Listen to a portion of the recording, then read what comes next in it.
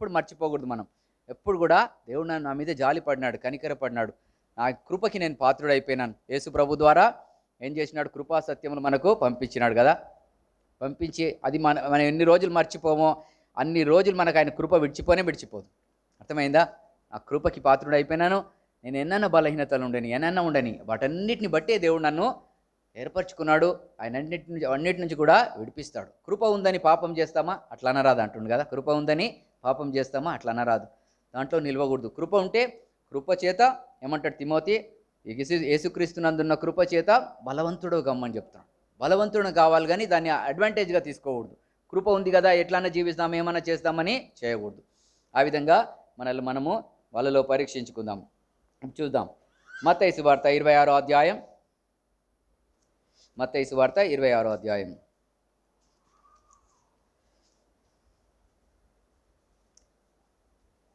ఎండ తీవ్రత ఎక్కువ ఉంది, భయంకరంగా ఉంది కదా.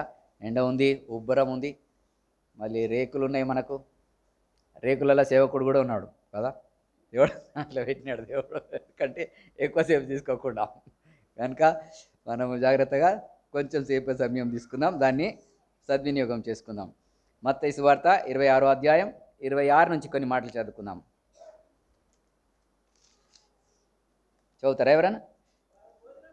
వారు భోజనం చేయుచుండగా, బలలో పాల్పొందుతుండగా కాదు కదా, వారు భోజనం చేయుచుండగా దాంట్లో నుంచి ఒక రొట్టె పట్టుకొని దానిని ఆశీర్వదించి దానిని విరిచి అన్నీ కాదు కదా, దాంట్లో రొట్టెలు చాలా ఉన్నాయి అక్కడ, అన్ని రొట్టెలు ఉన్నాయి. అయితే దాంట్లో నుంచి ఒకటి తీసుకొని దానిని విరిచి ఆశీర్వదించి విరిచి, దిస్ ఈజ్ మై బాడీ, తక్కిన అని బాడీ కాదు కదా. ఏదైతే ఆశీర్వదించినాడో బ్రేక్ చేసినాడో, బ్రేక్ చేసిన బాడీ అంటే ఏంటంటే రొట్టెలు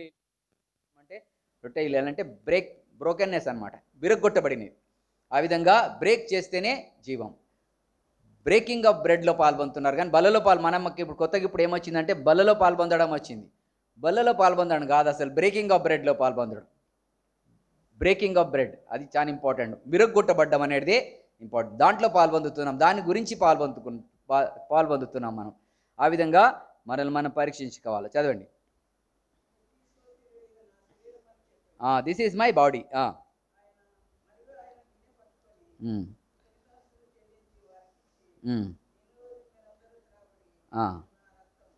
ఆశీర్వదించిన తర్వాత డిఫరెంట్ అది కదా. అంతకుముందు ద్రాక్షారసం, బ్లెస్ చేసిన తర్వాత ఇది నా రక్తం.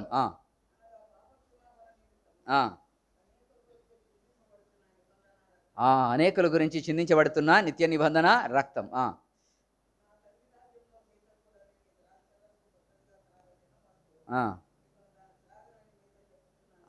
ఏం చేస్తాడంట? మళ్ళా వచ్చేసి ఆయన పాల్పొందుతాడంట నా తండ్రి రాజ్యంలో. తండ్రి రాజ్యం అంటే పరలోక రాజ్యంలో కాదు.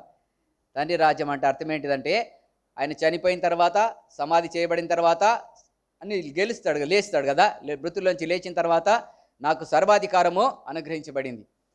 అయితే మరణాన్ని, లోకాన్ని, పాపాన్ని, సమస్తాన్ని జయించిన వాడుగా ఆయన సజీవుడుగా ఇప్పుడు ఎక్కడ ఉన్నాడు? ఆయన మనలో ఉంటాడు కదా, మన మధ్యలో మనలో ఉంటాడనమాట. ఆయన ఎట్లా ఉంటాడంటే నేను మరలా తండ్రి రాజ్యంలో కొత్తదిగా పాల్పొందుతాను, నూతనగా పాల్పొందుతాను. ఎట్లా పాల్పొందుతానంటే ప్రభు శరీరం వివేచింపక తిని త్రాగువాడు. వివేచిస్తే ఏం కనబడుతుందంటే ప్రభు శరీరం మనమందరం కూడా ప్రభు శరీరంలో అవయవంలో కనబడతా ఉంటుంది. అక్కడ మనకి ఇంకేం కనబడతా ఉంటాయంటే సహోదరుడు కనబడతా ఉంటాడు. అవును కానీ నా సహోదరుడు ఎవరు అంటున్నాడు కదా. పరిచయం ఏమంటున్నాడు శాస్త్రులు? అవును కానీ నా సహోదరుడు ఎవడు? సహోదరుడు ఎవరు అనేది గుర్తుపట్టేదానికి నేను మరలా మీ మధ్యలోకి వచ్చి మీతో బలలో పాల్పొందుతాను, మీలో ఉండి బలలో పాల్పొందుతాను. తండ్రి రాజ్యంలో కొత్తదిగా వచ్చి బలలో పాల్పొందుతాను. మత్తయి సువార్త 22వ అధ్యాయం 34 నుంచి చదవండి.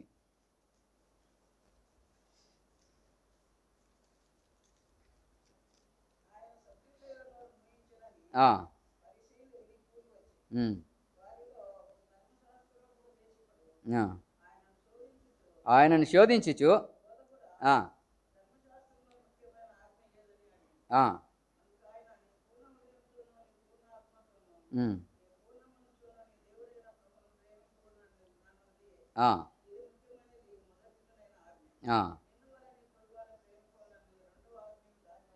దాని లాంటిదే అంట. రెండో ఆజ్ఞ ఎటువంటిదంట? రెండు సపరేట్ కాదు. అర్థమైందా? రెండు సపరేట్ కాదు. ఎట్లా అంటే సబ్జెక్ట్ ఆబ్జెక్ట్ అనమాట. అర్థమైందా? అది సబ్జెక్ట్ ఆబ్జెక్ట్. అయితే అది కనబడే సహోదరుడు, కనబడే ఒక మాట చదువుతాం కదా, 1 యోహాను 4వ అధ్యాయం 19వ వచనం.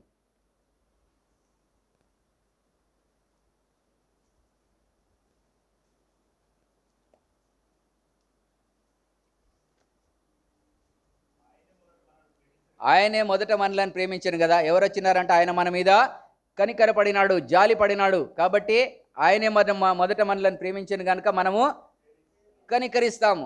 చదవండి.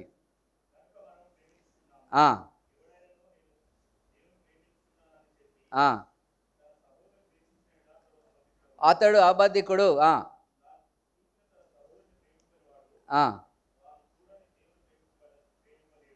చూడని దేవుడిని ప్రేమింపలేడు కదా. మనం అట్లా చూడని దేవుని ప్రేమించడానికే ప్రయత్నం చేస్తూ ఉంటాం. మనం ఏం చేస్తుంటామంటే చూడని దేవుణ్ణి ప్రేమించడానికి ప్రయత్నం చేస్తూ ఉంటాం. దేవుని వాక్యం ఏం చెప్తుందంటే చూసే సహోదరుని ప్రేమించగలగాల. అర్థమైందా? సహోదరుడు కనబడాలి మనకు. అవును కానీ నా సహోదరుడు ఎవరు అని చెప్పగలిగే పరిస్థితి ఉండకూడదు మనకు. ప్రభు శరీరం అని వివేచింపక తిని త్రాగువాడు శిక్షావిధికే కారణమవుతాడు. అదనమాట. ఆ విధంగా గుర్తుపట్టాలా, ప్రభు శరీరం అని గుర్తుపట్టాలా.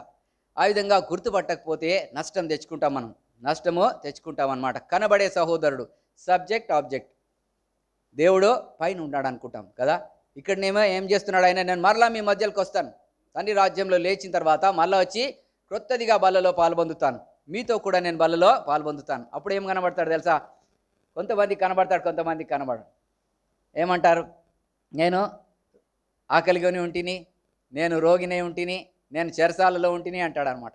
అందరు గుర్తుపట్టారు, కొంతమంది గుర్తుపట్టుకుంటారు. ఎందుకనంటే వాళ్ళు చూసినారు ప్రభు మృతుల్లోంచి లేచి మరలా పాల్పొందినాడు, వాళ్ళతో పాల్పొంది వాళ్ళను చేర్చుకున్నాడు. ఆ విధంగా చూడండి, మనం కూడా దాన్ని గుర్తుపట్టాలా. ఒక ఆయనను చూద్దాం. ఓల్డ్ టెస్టిమెంట్లో ఒక ఆయన ఈ విధంగా చేసుకుంటా ఉన్నాడు. చూడండి, 2వ సమూయేలు గ్రంథం 9వ అధ్యాయం.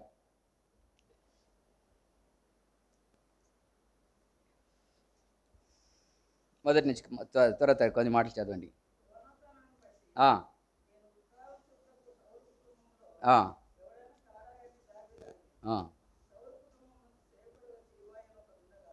సౌలు కుటుంబానికి ఎవరున్నారంట? సీబా అనే ఒక మనిషి, ఒక దాసుడు ఉన్నాడు. సౌలు కుటుంబానికి సర్వెంట్ అనమాట సీబా అంటే.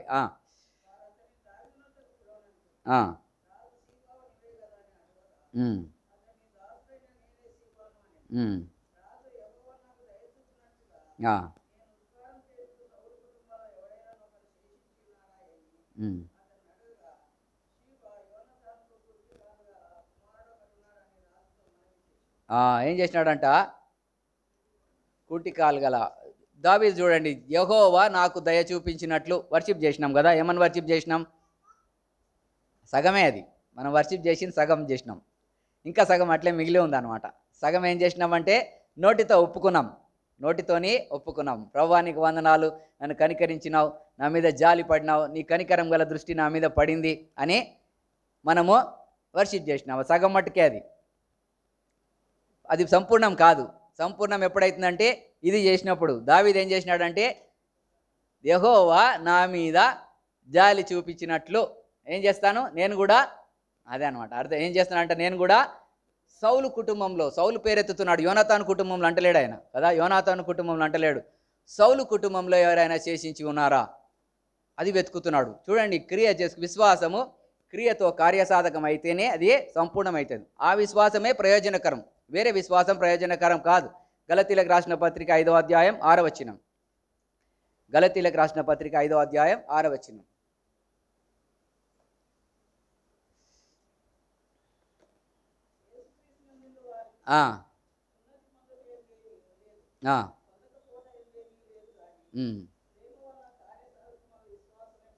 ఏది ప్రయోజనకరంగా ఉంటుందంట?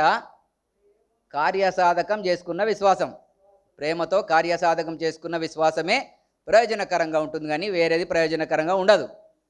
ఇక్కడ దావీదు ఏం చేసుకుంటున్నాడంటే యెహోవా నా యందు దయ చూపించినట్లు, నా మీద కనికరపడినట్లు నేను కూడా కనికరపడతాను. అర్థమైందా? నేను కూడా కనికరపడతాను, జాలి చూపిస్తాను అనుకున్నాడు అనమాట. అది హృదయంలో వచ్చిందనమాట. ఆ విధంగా అట్లా ఉండే నాకు కూడా మ్యారేజ్ చేసుకోకముందు ఆ తలంపు ఉంటుండే, దేవుడు నన్ను కనికరించినట్లు నేను ఎవరినైనా కనికరించాలి, ఎవరి మీద నేను జాలిపడాలి, ఎవరి మీద నన్ను ఎట్లా చేర్చుకున్నాడో నేను ఎట్లా చేర్చుకోవాలా, ఇటువంటి థాట్స్ లోపల ఎక్కువ ఉంటా ఉండే. ఎందుకంటే దేవుడు నన్ను కనికరించినాడు, నన్ను జాలిపడినాడు, నన్ను లేవనెత్తినాడు. కాబట్టి నేను కూడా ఎవరిపైన జాలి పడదాం, కనికరిస్తాం అని అటువంటి థాట్స్ ఎక్కువగా నాలో ఉంటా ఉండేదన్నమాట. ఆ విధంగా చూడండి, మనం కూడా ఎప్పుడు కూడా కార్యసాధకం చేసుకోవడానికి ప్రయత్నం చేయాలి. దాన్ని దావీదు శ్రేష్టంగా కార్యసాధకం చేసుకుంటాం. మర్చిపోతారు కదా, దాన్ని ఏం చేస్తామంటే మర్చిపోకూడదు, ఎప్పుడు కూడా మర్చిపోకూడదు. దాన్ని శ్రద్ధగా చేసుకోవాలా, శ్రద్ధగా కార్యసాధకం చేసుకోవాలా. దావీదు ఎవరిని వెతుకుతున్నాడు? సౌలు కుటుంబంలో ఎవరైనా ఉన్నారా అంటే యోనాతాను కుటుంబంలో ఒక కుంటివాడు ఉన్నాడని చెప్పబడింది అనమాట. చదవండి.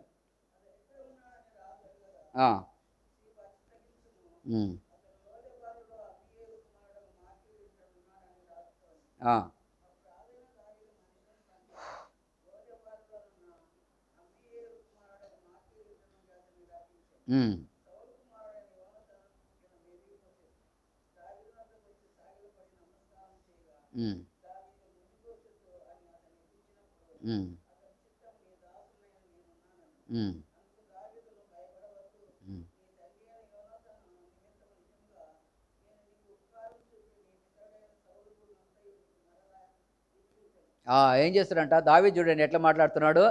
నువ్వేం భయపడద్దు. ఎందుకు భయపడాలంటే వాళ్ళు భయంకరమైన పరిస్థితి అనమాట. ఎక్కడ ఉంటుందంటే ఆ మాట చూడండి, 4వ అధ్యాయము 4వ వచనం చదవండి. 2 సమూయేలు 4:4.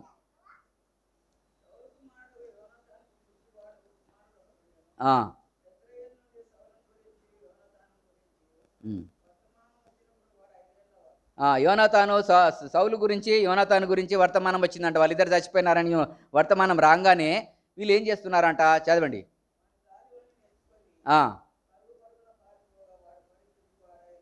ఏం చేస్తున్నారంట, పారిపోతారు వాళ్ళు వెంటనే. వాళ్ళ పని ఏంటిదంటే, సౌలు చచ్చిపోయినాడు, ఇంకా యోనాతాను చచ్చిపోయినాడు అనగానే ఇంకా రాజు ఏం చేస్తాడు, కొత్త రాజు వచ్చిందంటే వీళ్ళందరినీ ఖతం చేస్తాడు.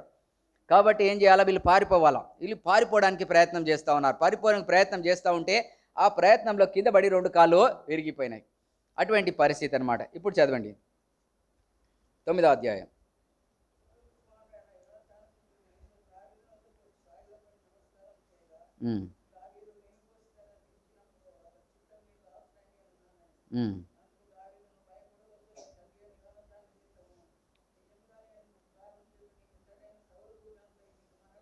నీ భూమి, నీ పంట అంతా కూడా నీకు మరలా ఇప్పిస్తాను, నీ స్వాస్థ్యం అంతా కూడా మరలా ఇప్పిస్తానని చెప్తా ఉన్నాడు. నువ్వు మాత్రం ఎక్కడ ఉండాలా, సదాకాలము నువ్వు నా బల్ల దగ్గర భోజనం చేయించుండే వలన అతనికి సెలవీయగా. ఇదొకటి గుర్తుపెట్టుకోవాలా కదా, మనం చచ్చిన భారమై ఉండగా క్రీస్తుతో కూడా బ్రతికించును అని ఆరాధన చేస్తూ ఉంటాం. ఇక్కడ మెఫీబోషెత్ ఏం చేస్తున్నాడంటే, చచ్చిన కుక్క లాంటి వాడనైనా నన్ను అని చెప్తున్నాడు. చదవండి. నా ఎడలను దయ చూపడానికి నీ దాసుడని నేను ఎంతటి వాడను.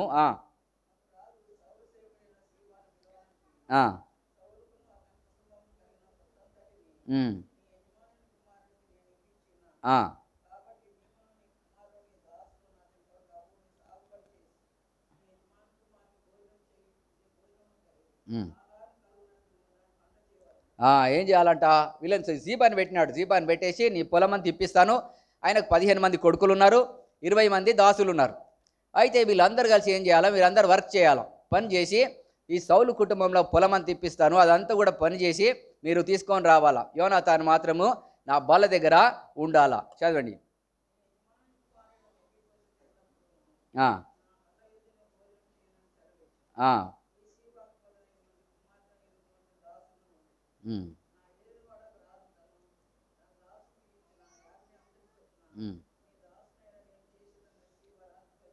ఏం చేసినాడు, ప్రమాణం చేస్తున్నాడు. ఇక్కడ జీబా కూడా ఏం చేస్తున్నాడంటే ప్రమాణం చేస్తున్నాడు. నేను కూడా నువ్వు ఎట్లా చెప్పినావో అట్లా నేను చేసి నీ దాసుని యొక్క పొలం అంతా కూడా చేసి ఆయనకు అప్పగిస్తానని చెప్తా వచ్చినాడు.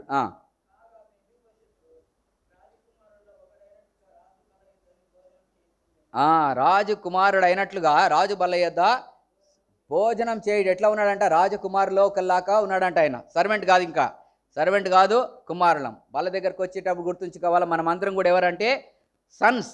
సర్వెంట్స్ కాదు. ఎప్పుడైతే ధర్మశాస్త్రం నుంచి విడిపించబడినామో, కృపకి పాత్రులు అయిపోయినామో, మనమందరం కూడా ఎట్లా వస్తున్నామంటే కుమారులుగా కుమార్తెలుగా వాళ్ళ దగ్గరికి చేరి వస్తున్నాం. అది గుర్తుంచుకోవాలి.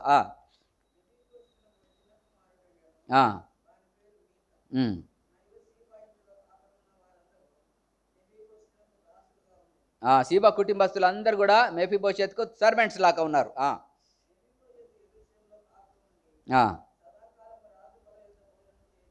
సదాకాలము రాజు బల్ల ఎదుట భోజనం చేయుచుండెను, అతన్ని 2 కాళ్ళు కూడా కుంటివి. అదే అనమాట. మనం చూడండి, దయ చూపించాలా, కనికరించాలా. మనం ఏం చేస్తాం? దయ చూపించడానికి, కనికరించడానికి ఏం చేస్తామంటే ఏదన్నా పని కావాలి కదా, ఏదైనా చేయించుకుంటాం. పని చేయించుకొని, వర్క్ చేసుకొని, గార్డెన్ పను, ఆ పూల పను ఏదో వర్క్ చేయించుకొని కొంచెం ఇచ్చేసి ఇంకా నీ మీద జాలి పడినాను, కనికరపడినాను అనుకుంటాం కదా. మనం కనికరపడడానికి దేవుడు కనికరపడిన స్థితిని గమనించుకోవాలి. దేవుడు మన కనికరపడిన స్థితి ఏంటంటే ఏ క్రియ లేకుండా, ఏ యోగ్యత అర్హత ఏది లేని వాళ్ళని ప్రేమిస్తూ వచ్చినాడు కదా. అట్లానే దావీదు కూడా ఏం చేస్తున్నాడంటే సేమ్ అట్లానే చేస్తున్నాడు. ఈ కుంటి ఆయన తెచ్చుకున్నాడు. కుంటి ఆయన తెచ్చుకొని 2 కాళ్ళు కుంటివి. ఎంత ఘోరమైన పరిస్థితి అంటే ఆయన 2 లేపుకొని వచ్చి బల దగ్గర కూర్చోబెట్టాలి. 2 లేపుకొని వచ్చి బల దగ్గర కూర్చోబెట్టాలి, తినబెట్టాలా, తీసుకుపోవాలా. ఇదంతా డ్యూటీ ఆయనకు. వాళ్ళకి మనుషులు ఉండాలా. మనుషులు ఉండి ఈ పని చేసుకుంటా ఆయన దగ్గర బల దగ్గర కూర్చోబెట్టి తీసుకొని పోవాలా. వానితో ఏం లాభం ఉండదు. మనం కొంచెమన్నా లాభం వెతుకుతాం కదా, కొంచెమన్నా ఏదన్నా లాభం ఉంటేనే వాళ్ళకి పిలుస్తాం వాళ్ళని. అది మనం కనికరించాలని చూస్తూ ఉంటాం, ఏదైనా జాలి పడాలని. అట్లా కాదు. దేవుని ప్రేమ డిఫరెంట్, మన ప్రేమ డిఫరెంట్. దేవుని ప్రేమకు మన ప్రేమకు, దేవుడు జాలిపడే విధానానికి మనం జాలిపడే విధానానికి టోటల్గా డిఫరెంట్.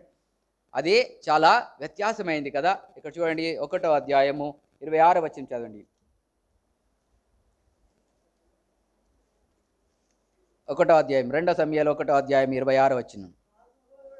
నా సహోదరుడా యోనాతానా, నీవు నాకు అతి మనోహరుడవై ఉంటివి. నీ నిమిత్తం నేను బహుశోకం నందుచున్నాను.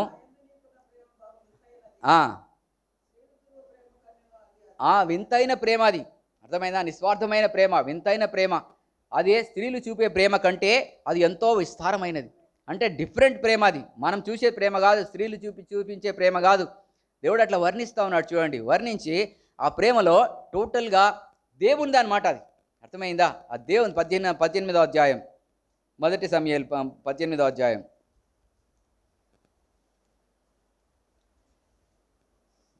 మొదటి కొన్ని మాటలు చదవండి. 2-3 వచనాలు,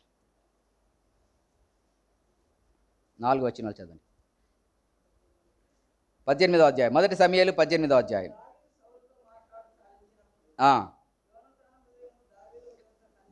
యోనాతాను హృదయం ఎట్లయిందంట? దావీదు హృదయంతో కలిసిపోయాను.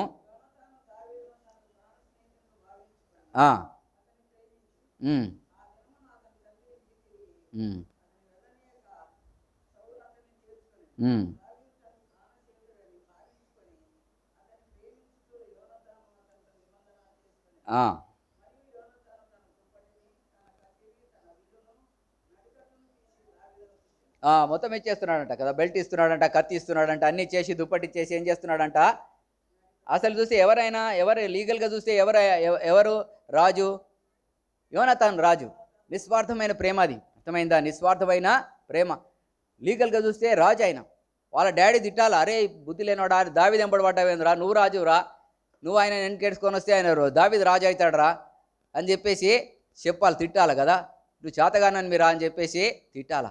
అయితే యోనాతాను ప్రేమించే విధానం టోటల్గా డిఫరెంట్ అనమాట. ఆయన ఏం చేస్తున్నాడు? దేవుని చూస్తున్నాడు, దేవుని సంకల్పాన్ని చూస్తున్నాడు. దావీదుతో దేవుడున్నాడు, దేవుని సంకల్పం ఉంది అని చెప్పేసి గమనించి ఏం చేస్తున్నాడంటే సమస్తం దావీదుకి అప్పచెప్పేస్తున్నాడు. దావీదుకి అప్పచెప్పేసి ఆయన అంతా ఖాళీ చేసుకుంటున్నాడు. అటువంటి ప్రేమ, స్త్రీలు చూపించే ప్రేమ కంటే విచిత్రమైన ప్రేమ. ఆశ్చర్యమైనాడు అనమాట. యేసు ప్రభు మన గురించి ప్రేమించిన ప్రేమ కూడా అది విచిత్రమైనది. యోనాతాను కంటే శ్రేష్టమైనది. మనల్ని ఆ విధంగా ప్రేమించి మన గురించి తను తాను అప్పగించుకున్నాడు. చచ్చిన స్థితిలో నుంచి లేపి మనల్ని క్రీస్తుతో కూడా కూర్చుండబెట్టినాడు. అలాంటి ప్రేమ దేవుని ప్రేమ అది. అది దేవుని ప్రేమకి మన ప్రేమకి చాలా డిఫరెన్స్. అది గుర్తుపట్టాల. ఆ ప్రేమ కుమ్మరించమని బల దగ్గర మనం అడగాల కదా. రోమాపత్రిక 5వ అధ్యాయం 5వ వచనం చదవండి. రోమాపత్రిక 5వ అధ్యాయం 5వ వచనం.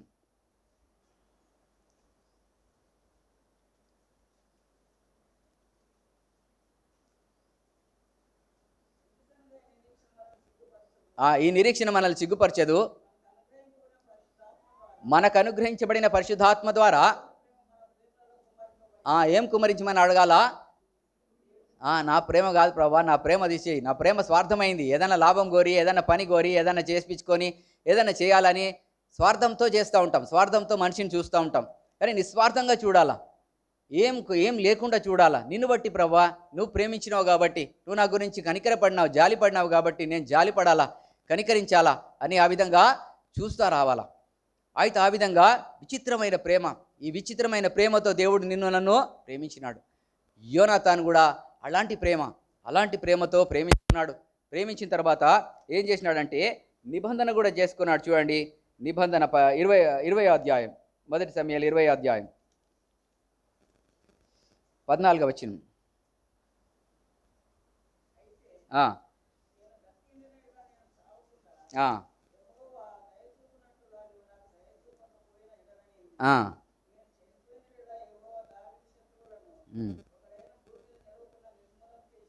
ఎవరు చంపుతారంట దావీదు శత్రువులని? యెహోవా చంపేస్తాడు, దేవుడు చంపేస్తాడు. అర్థమైందా? దావీదు శత్రువులను అందరినీ కూడా దేవుడు నాశనం చేసేస్తాడంట. చేసేటప్పుడు ఏం చేయాలంట? నువ్వు తర్వాత నా సంతతి వారికి నువ్వు దయ చూపించాలా. యెహోవా నిన్ను విసర్జించును గాక.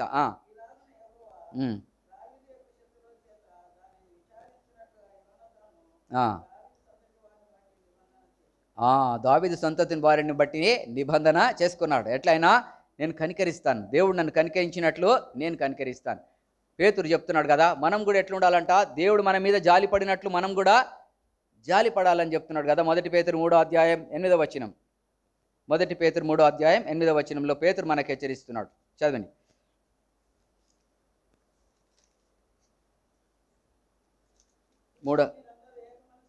Finally all of you be of one mind, having compassion for one another. మీరు ఒకరి మీద ఒకరు జాలి పడండి, ఒక ఏక మనస్కులై ఉండండి.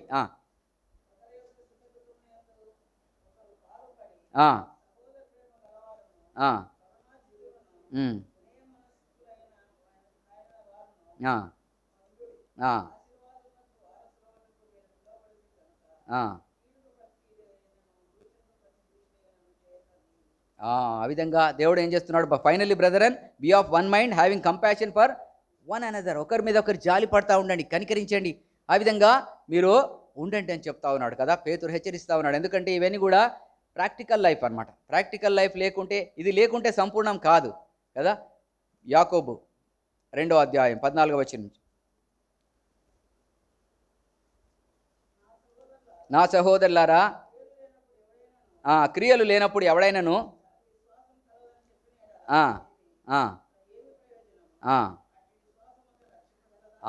కదా, అట్టి విశ్వాసం అతని రక్షింపగలదా? ఇప్పుడు మనం ఏం చేసినాం? వర్షిప్ చేసేటప్పుడు ఏం చేసినామంటే ఒక్క క్రియ లేకుండా కూడా దేవుడు నన్ను రక్షించినాడు అని ఆరాధన చేసినాం. బల్ల దగ్గరికి వచ్చిన తర్వాత ప్రభు ఏమంటాడంటే విశ్వాసం ద్వారా రక్షింపబడినాం. క్రియ లేకుంటే విశ్వాసం వేస్ట్. అర్థమైందా? క్రియ లేకుంటే విశ్వాసము వేస్ట్ అన్నమాట. అందుకని అట్టి విశ్వాసం అతని రక్షింపగలదా? చదవండి.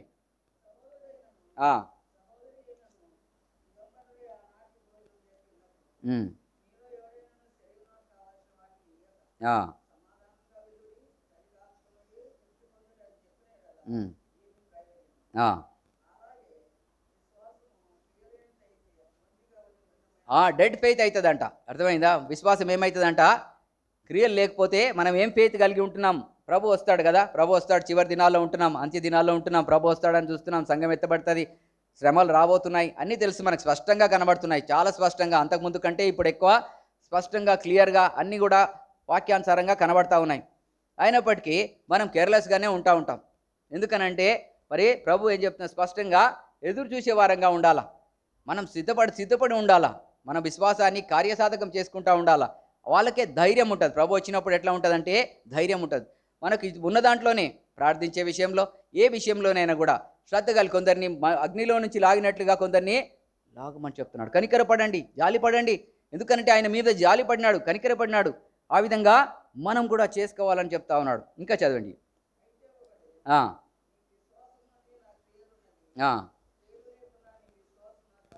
క్రియలు లేకుండా నా విశ్వాసం కనపరచమని చెప్తున్నాడు. కనపరిచి ఎట్లా కనపరుస్తావు? నువ్వు విశ్వాసమని పాటలు పాడతావా, మ్యూజిక్ కొడతావా, రాగం తీస్తావా, బైబిల్ కంటత చెప్తావా, ఏం చేస్తావో చెయ్యి కదా. ఎన్ని చేసినా కూడా వేస్తే సున్నా అంతా. ఇవంతా కూడా ఏంటంటే కౌంట్ కావు అవన్నీ కూడా. కౌంట్ అయ్యేది ఏంటిదంటే ప్రభు మన మీద కనికరపడినట్లు మనం కూడా కనికరపడే మనసు ఉండాలి. కనికరపడే మనసు మనం కలిగి ఉండాలి.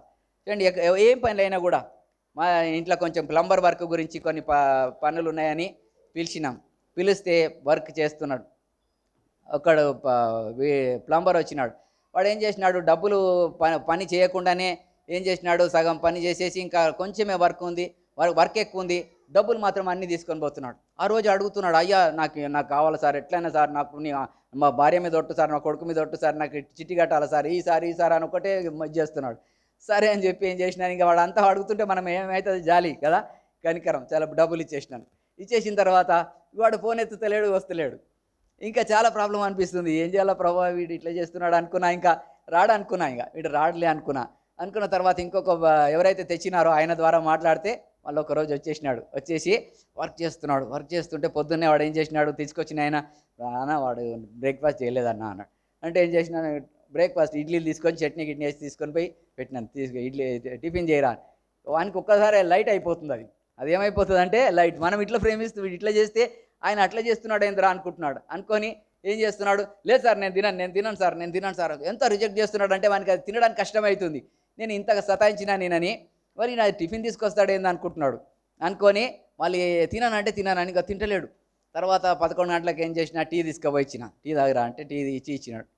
టీ తాగిన తర్వాత ఏం చేసినాడు, ఇంకా మధ్యాహ్నం 2 అవుతుంది, ఇంకా తినలేదు, వర్క్ చేస్తూనే ఉన్నాడు. ఇంకా ఎందుకంటే పని వాళ్ళని తెచ్చుకోలే, పైసలన్నీ తిన్నాడు కదా, ఇంకొకరికి చేతి కింద మనిషిని తెచ్చుకొని చేయాలి వాడు. అయితే మనుషులు తెచ్చుకోకుండా ఒక్కడే చేస్తున్నాడు, కష్టపడుతున్నాడు, వాడే మట్టి కలుపుతున్నాడు, వాడే చేస్తున్నాడు, అన్నీ చేస్తుంటే ఇంకేం చేసిన మధ్యాహ్నం 2-2:30 అయింది. అన్నం తినమని అడిగితే తినను సార్ మంచిగా సాంబార్ చేసిన, 2 గుడ్లు ఆమ్లెట్ వేసేసి తీసుకొని పోయి పెట్టిన. అన్నం తినగానే వానికి ఇంకా అయిపోయింది అయిపోయి, వద్దు సార్ నీకు పని చేయించుకోవాలంటే ఎక్కువ చేయించుకో కానీ నువ్వు ఇది మాత్రం చేయకంటున్నాడు. వాడు ఏమనుకుంటున్నాడంటే అన్నం పెట్టి ఎక్కువ పని చేయించుకోవాలని చూస్తున్నాడు అనుకుంటున్నాడు. నేనేమనుకుంటున్నాడంటే దేవుడు నా మీద జాలి పడినాడు కదా, నేను కూడా ఎవరి మీద జాలి పడదాం అనుకుంటున్నాను, మనం కూడా కనికరం చూపిద్దాం అనుకుంటున్నాను. అయితే ఏం చేసినాను, లేదు రా, నువ్వు నా కొడుకులలో ఒక కొడుకు రా, నా బిడ్డలలో ఒక కొడుకు లాక్కున్నావు, తిను అనగానే దానికి ఇంకా మాట రాలే, ఇంకా తిరుగు రాలే. వాడు ఏమనుకున్నాడంటే పని గురించి ఇట్లా చేస్తున్నాడేమో అనుకుంటున్నాడు. పని కాదురా, ఫస్ట్ నేను దేవుని ప్రేమను చూపెట్టాలని చూపిస్తున్నాను, నా దగ్గరకు వచ్చినావు నువ్వు అనుకొని అట్లా అనుకుంటున్నాను అనమాట. ఆ విధంగా చూడండి, మనము ఏం చేస్తుండాలి, ఎప్పుడు కూడా మనసు కలిగి ఉంటుండాలి. మనం ఏం పని చేసినా, ఎక్కడ పని చేసినా, ఎక్కడ జాబ్ చేస్తున్నా, ఎక్కడున్నా, ఎక్కడ చదువుకుంటున్నా, దేవుడు నన్ను కనికరించినట్లు నేను ఎవరి మీదనైనా కనికరించాలా అనే మనసుతో ఉండాలి మనం. అది చాలా ప్రాముఖ్యమైనది. ఈ మనసును కలిగి మనము జీవిస్తూ ఉండాలి. మనకి ఎక్కడైనా దేవుడు మనుషులను ఇస్తాడు.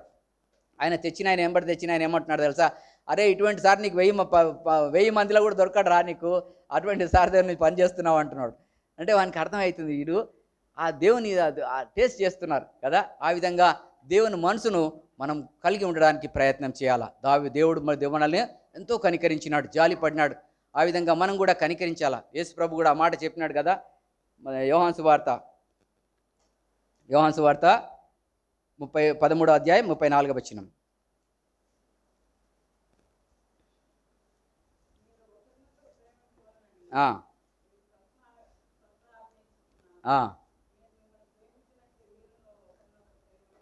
నేను మిమ్మల్ని ప్రేమించినట్లే మీరు ఒకరికొకరు ప్రేమించాలా. 1 యోహాను 3వ అధ్యాయం 16-17 వచనాలు చదవండి.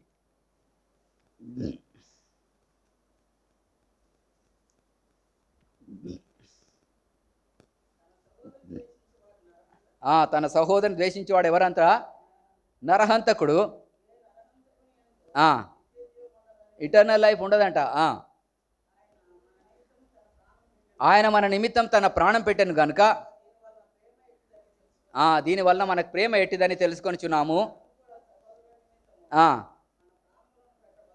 ఏం పెట్ట బద్దులమంట, ప్రాణం పెట్ట బద్దులమై ఉన్నాం. మనం కూడా సహోదరు నిమిత్తమై ప్రాణం పెట్ట బద్దులం. ఆ విధంగా చూడండి, మనల్ని మనం పరీక్షించుకుంటూ బలలో పాల్పొందాలా. ఈ యోనాతాను విషయంలో ఒక మాట చదువుకుందాం. యోనాతాను ఏమైనాడు, యోనాతానుకు బల దగ్గరకు తినబెట్టినాడు కదా. తినబెట్టిన తర్వాత యోనాతాను పరిస్థితి ఒక్కసారి చదువుకొని వాళ్ళలో పాల్పొందుతాం. 2వ సమూయేలు 16వ అధ్యాయం. యోనాతాన్లో ఏదైనా ప్రాసెస్ జరిగిందా లేదా కదా, అదొకసారి చూసుకుందాము. యోనాతాన్ 16వ అధ్యాయం మొదటి నుంచి కొన్ని మాటలు చదవండి. దావీదు ఇప్పుడు ఏమైనాడంటే, దావీదు అబ్షలోమును బట్టి పారిపోతున్నాడు. దావీదు ఏం చేస్తున్నాడంటే, దావీదుకి ఎటువంటి పరిస్థితి వచ్చిందంటే, అబ్షలోము మరి రాజు ఆయన వెంబడి మనుషులందరూ వెళ్ళేసరికి దావీదు ఏం చేస్తున్నాడు, పారిపోవడానికి ప్రయత్నం చేస్తున్నాడు. పారిపోతూ ఉంటే ఈ పరిస్థితిలో, ఈ సందర్భంలో మరి దావీదు ఉన్నాడు. అప్పుడు ఈ సందర్భం జరిగింది. చదవండి.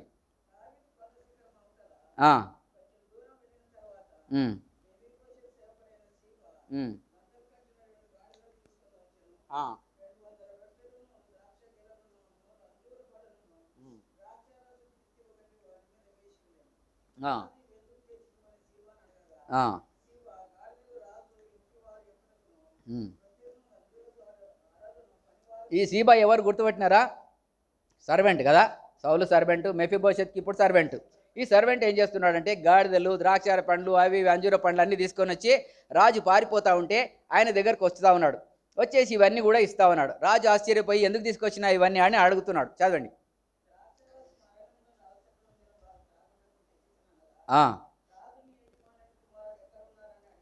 ఏమంటున్నాడు? రాజుకి డౌట్ వచ్చింది. మెఫీబోషెత్ ఏడరా, నువ్వు అన్నీ తీసుకొని వచ్చినావు కానీ మెఫీబోషెత్ ఏడి? మెఫీబోషెత్ ఇంత కనికరించినాను కదా, జాలి పడినాను కదా, 2 కాళ్ళు కుంటి ఉంటే కూడా నేను తీసుకొచ్చి నా బల దగ్గర పెట్టినాను కదా, మెఫీబోషెత్ ఎక్కడున్నాడని అడుగుతున్నాడు. చదవండి.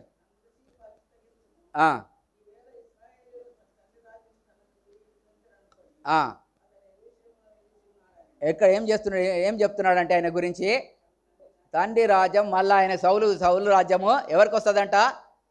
మెఫీబోషెత్కి మళ్ళా వస్తుందేమని యెరూషలేములో నిలిచి ఉన్నాడు ఆయన అని ఆ విధంగా ఆయన గురించి టెస్టిమనీ చెప్తా ఉన్నాడు.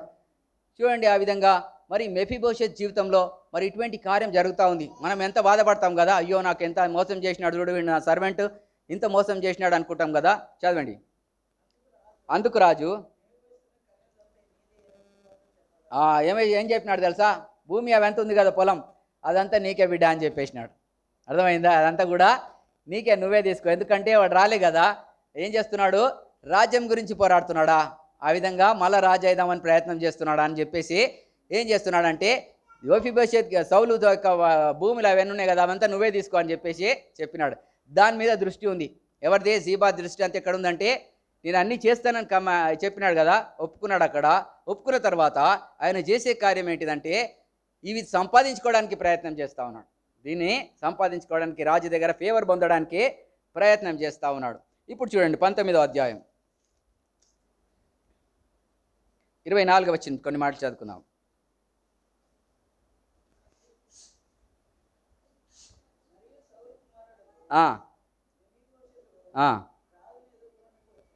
మెఫీబోషెత్ ఏం చేసినాడంట? రాజుని మళ్ళీ రిటర్న్ వస్తున్నాడు. దావీదు ఇప్పుడు ఏం చేస్తున్నాడంటే మళ్ళా రిటర్న్ వస్తున్నాడు. రిటర్న్ వచ్చేటప్పుడు మెఫీబోషెత్ వచ్చినాడు.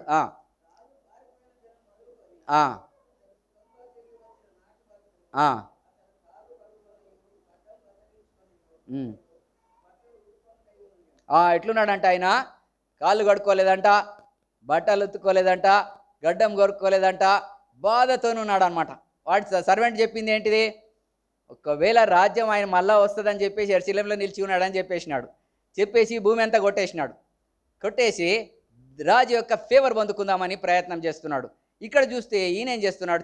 చదవండి ఇంకా.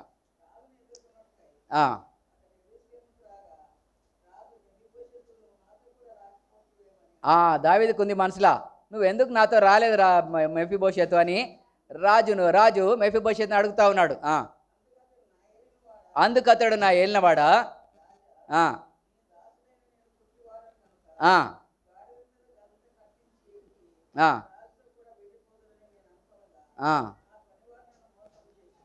ఏం చేసినాడంట? నాకు కాళ్ళు లేవు కదా రాజా, నన్ను గాడిద మీద గుసబెట్టుకొని తీసుకురావాలంటే నా సర్వెంట్ ఏం చేసినాడు? నన్ను మోసం చేసినాడు. అర్థమైందా? నా సర్వెంట్ నన్ను ఏం చేసినాడు? మోసం చేసినాడు. తీసుకొని పోతా అని చెప్పేసి తీసుకుపోకుండా అవన్నీ అంజూర పండ్లు అవి ఇవి తీసుకొని రాజు దగ్గరికి వెళ్ళిపోయి భూమి కొట్టేయడానికి ప్రయత్నం చేస్తూ ఉన్నాడు. చదవండి.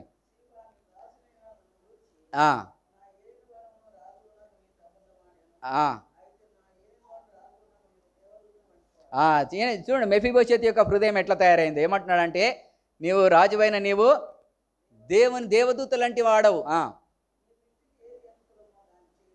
నీకేది ఏ పనిష్మెంట్ ఇచ్చినా నాకు సరే, ఎందుకంటే సీబా ఒకటి చెప్పినాడు నా మీద, నా హృదయంలో డిఫరెంట్ ఉంది, కానీ నీ జడ్జిమెంట్ ఏందో ఆ జడ్జిమెంట్ చేయమని చెప్పేసి చెప్తా వచ్చినాడు.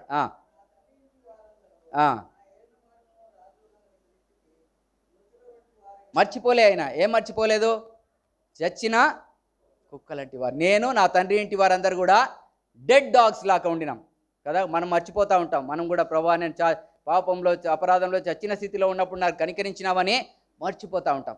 అయితే ఈయన మర్చిపోలే, లాస్ట్ వరకు అది పెట్టుకొని ఉన్నాడు. మేము ఇప్పటికి కూడా మేము డెడ్ డాగ్స్, మేము నీ ముందల చచ్చిన కుక్కలాంటి వారం అని చెప్పినాడు.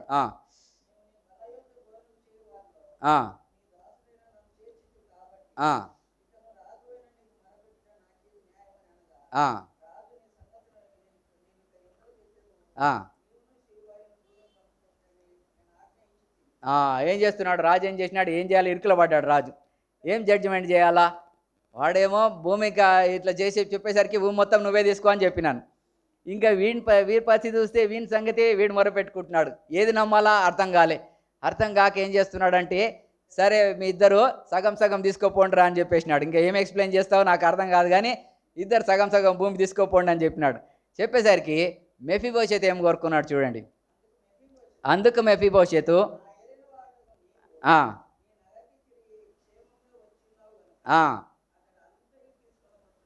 ఏం చేసినాడంట, మొత్తం తీసుకొని నాకేమొద్దు, అవసరం లేదు, నువ్వు కావాలా, నాకు ఎవరు కావాలా, నువ్వు నా రాజు బల దగ్గరికి నన్ను తీసుకొని వచ్చినావు, నువ్వు బల దగ్గర నాకు కుమారుడుగా నాకు ఇచ్చినావు, కుమారత్వం ఇచ్చినావు, ఇది నాకు కావాలి, సర్వెంట్ కాదు, ఐఎమ్ నో మోర్ సర్వెంట్, నా కొడుకులాగా నన్ను పెంచినావు, నువ్వు నా రాజువి, నువ్వు ఉంటే నాకు చాలా, ఆ భూమి ఎందుకు, మొత్తం వానే తీసుకోమని చెప్పు. ఎవరు నోడుతో చెప్తున్నాడు ఇప్పుడు, నిస్వార్థమైన ప్రేమ కదా, ఆ ప్రేమ రీప్రొడ్యూస్ అయింది ఆయనకి, దేవుని బలలో పాల్పొందుతూ ఆయన ఏం చేస్తున్నాడంటే అటువంటి నిజమైన రీప్రొడ్యూస్ చేసుకున్నాడు. అది కూడా మనం గమనించుకోవాలా, మన జీవితంలో ఏం సంపాదించుకుంటున్నాం కదా, రాజుని యొక్క ఫేవర్ సంపాదించుకుంటున్నామా, లేక దేవుని యొక్క ఫేవర్ సంపాదించుకుంటున్నామా, దేవుని యొక్క కృపకి పాత్రుడు అవుతున్నామా. ప్రభువా నువ్వు ఉంటే చాలు, నాకు ఏం లేకున్నా పర్వాలే, నువ్వు నాకు ఉండాలా, అది సంపాదించుకోవాలా, దాన్ని వెంటాడాలా. మెఫీబోషెతు చూడండి, అద్భుతమైన ట్రాన్స్ఫర్మేషన్లకు వచ్చినాడు. రాజు నువ్వు ఉంటే చాలు.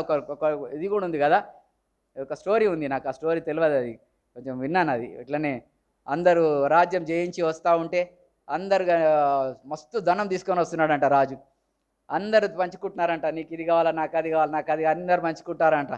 అయితే ఒక్కడు మాత్రం ఏం తీసుకుంటలేడంట. ఏంద్రా నువ్వేం తీసుకోవాలంటే, రాజా నువ్వు ఉంటే చాలు, నాకు ఇవన్నీ అవసరం లేదు. ఆ విధంగా చూడండి మెఫీబోషెతు యొక్క జీవితంలో ట్రాన్స్ఫర్మేషన్ కదా. మనం కూడా స్వార్థం నుంచి విడుదల పొందాలా, నిస్వార్థమైన ప్రేమలోనికి మనం రావాలా. చచ్చిన స్థితిలో ఉన్నాం, కుమారులంగా చేయబడినాం, వాళ్ళ దగ్గర సదాకాలం మనం బలలో పాల్పొందాల్సిన అర్హత దేవుడు ఇచ్చినాడు. ఆ యోగ్యతను పొడగొట్టుకోలే ఆయన. మెఫీబోషెతు ఆ యోగ్యతను ఇంపార్టెంట్గా చేసుకున్నాడు. నేను కొడుకులాక నాకు ఇక్కడ పెట్టినావు, అంతకన్నా నాకు మించి ఏం కావాలా, నాకేం అవసరం లేదనుకొని ఆ విధంగా ఉండినాడు. ఆ విధంగా మనం కూడా పరీక్షించుకోవాలా. దేవుని ప్రేమను కలిగి దేవుడు మనల్ని కనికరించినట్లు మనం కూడా కనికరిస్తూ జాలిపడుతూ అటువంటి మనసుతో బలలో పాల్పొందాలి. ఇంకొకటి మనం ఏం అడుకోవాలంటే, ప్రభువా ఈ నిరీక్షణ మమ్మల్ని సిగ్గుపరచదని చెప్తున్నాడు కదా. ఎందుకనంటే మనకు అనుగ్రహించబడిన పరిశుద్ధాత్మ ద్వారా దేవుని ప్రేమ మన హృదయాల్లో కుమరించబడుతుంది. క్రియ చాలా ఇంపార్టెంట్. ఒక్క మాట ఇంక చదువుదామా, ఒక్క మాట కూడా జ్ఞాపకం వస్తుంది. ప్రకటన గ్రంథం, ఎందుకంటే చివరి దినాల్లో ఉన్నాం. ప్రకటన గ్రంథం 3వ అధ్యాయం 8వ వచనం ఒక మాట చదువుకున్నాం. క్రియలు దేవుడు చూస్తూ ఉంటాడు కదా. ఏం చూస్తాడంట, విశ్వసించిన తర్వాత, అంతకుముందు క్రియలు కాదు, క్రియలు లేకుండా రక్షింపబడినాము. రక్షింపబడిన తర్వాత నీ క్రియలు నేను ఎరుగుదును, నాకు శక్తి కొంచెమయ్యునను,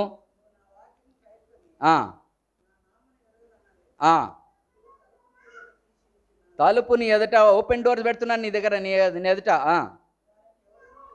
దానిని ఎవడు కూడా వేయనేరడు. చదవండి.